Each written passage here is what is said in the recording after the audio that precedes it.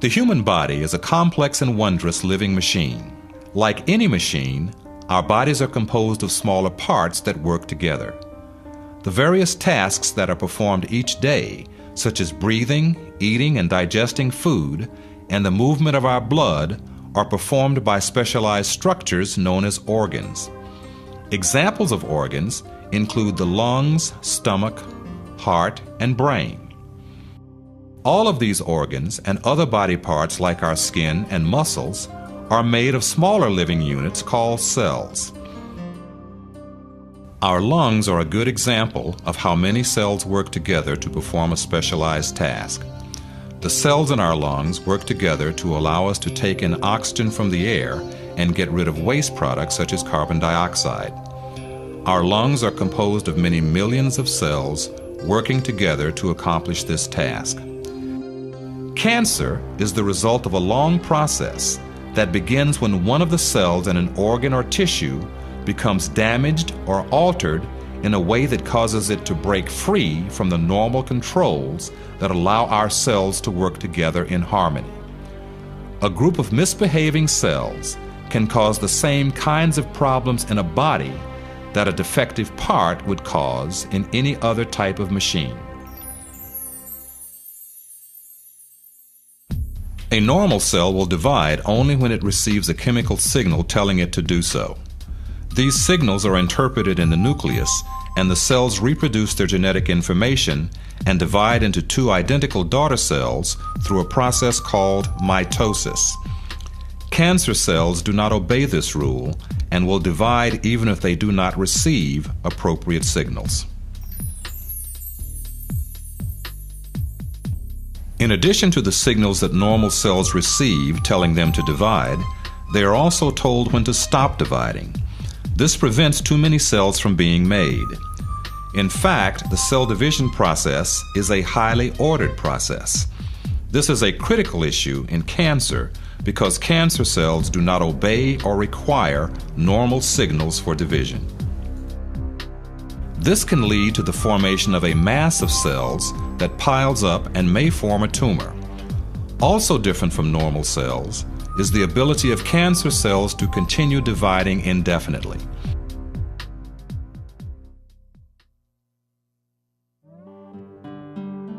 An important point about cells is that no matter what their job is in the body, they all have the same general structure.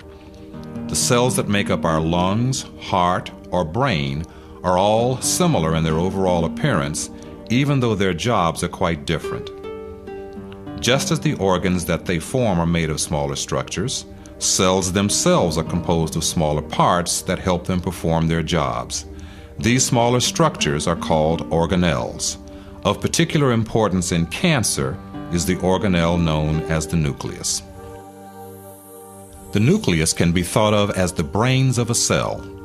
It contains the information that acts as the blueprint for each and every one of us, just as a manual would contain instructions to assemble a chair. Specifically, this information is contained within the chromosomes that reside in the nucleus. Individual units of information are called genes. At a chemical level, genes are made of deoxyribonucleic acid, or DNA. All of our cells contain the same set of information. It is only how the information is used that makes them different. For example, cells in the lungs use different bits of the blueprint to do their job than the cells in our stomach. In cancer, changes to the DNA cause some of the genes to fail to perform or to do their job in a way that causes problems for the affected individual. In short, all cancers are thought to result from changes to DNA that alter critical genes and change the behavior of the affected cells. If a change occurs to the nucleotide sequence, it is like having the letters of a word changed. An alteration in a gene is called a mutation. How do all these changes occur? There are actually a number of different things that can cause mutations. Examples include chemicals that can be swallowed or inhaled, such as those found in chewing tobacco and cigarette smoke, and radiation from the sun or artificial sources like a tanning bed. Sometimes mutations occur without any known external cause. They just happen.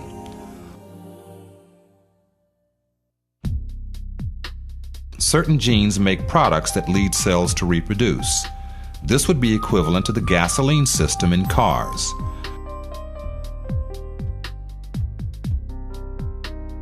The genes that are responsible for making cells divide are known as proto-oncogenes. Changes in these normal genes lead to the production of oncogenes. The result may be cells that divide in the absence of proper signals. It is the equivalent of a gas pedal that is stuck in the on position, making a car go even when no foot is pushing down.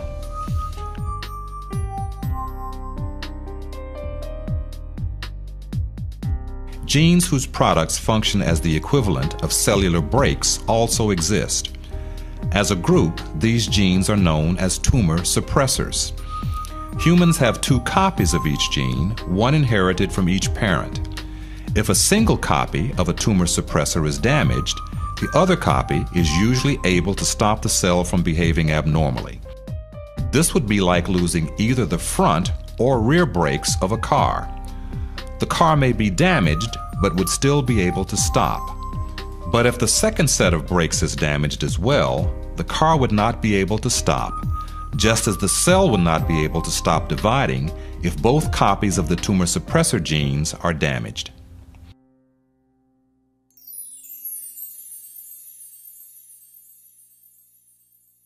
The process by which tumors cause the body to provide them with nutrients is known as angiogenesis. Like the hungry plant in the Little Shop of Horrors, a growing tumor sends out signals that essentially say, "Feed me." The messages from the tumors cause nearby blood vessels to send over new extensions that deliver food and oxygen. Importantly, the blood vessels also serve as a passageway for the movement of tumor cells to neighboring and distant parts of the body. Spread of tumors to distant locations is of great importance in cancer. About 90% of the deaths due to cancer involve tumors that have spread around the body. The movement of tumor cells to other parts of the body is known as metastasis. Metastasis is a complex process during which cancer cells break off of the original or primary tumor and move through the body to form tumors at new locations. From the point of view of a cancer cell, this is a dangerous and often unsuccessful process. A trip through the body is full of hazards that cause the death of most cells that begin the journey, even tough cancer cells. To begin the process, individual cells must break away from the tumor and invade nearby vessels. The cells crawl along the surface of other cells and the fibrous, stringy structure surrounding them and then force their way in.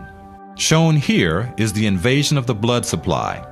Once inside a blood vessel, the cancer cells may perish from a variety of causes. Some cells die simply because they are unable to survive floating around in the bloodstream. Others may become damaged and die when they squeeze through tight spaces or bump into the walls of the blood vessels. Still, other migrating cells may be recognized and destroyed by cells of the immune system. How and where the migrating cells stop is different for different cancer types. Once the tumor cells are no longer moving, they can begin the process of forming a new tumor by leaving the blood vessel and beginning to reproduce in the new location.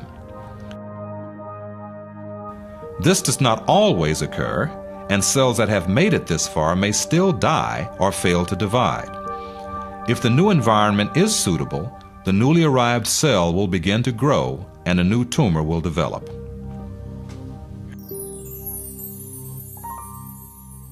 One way that the development of cancer is prevented is via the death of defective cells. A cell that becomes mutated or damaged will first attempt to repair the damage. If that is not possible, the cells will commit the cellular version of suicide. An orderly process called apoptosis leads to the breakdown of key cell parts and the death of the cell.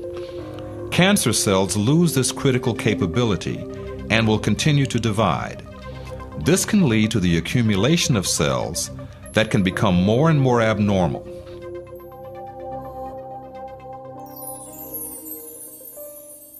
Due to the high rate at which cancer cells accumulate mutations, a tumor that originally started as a single abnormal cell is actually made up of many slightly different cells.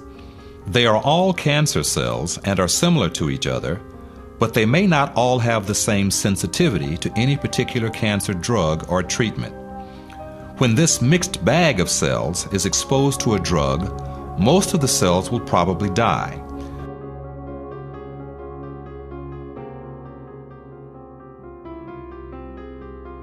Those cancer cells that are resistant to the treatment may reproduce to reform a new tumor. Importantly, this new tumor will be unlikely to respond to the same treatment. Their mutations make them invulnerable to that drug.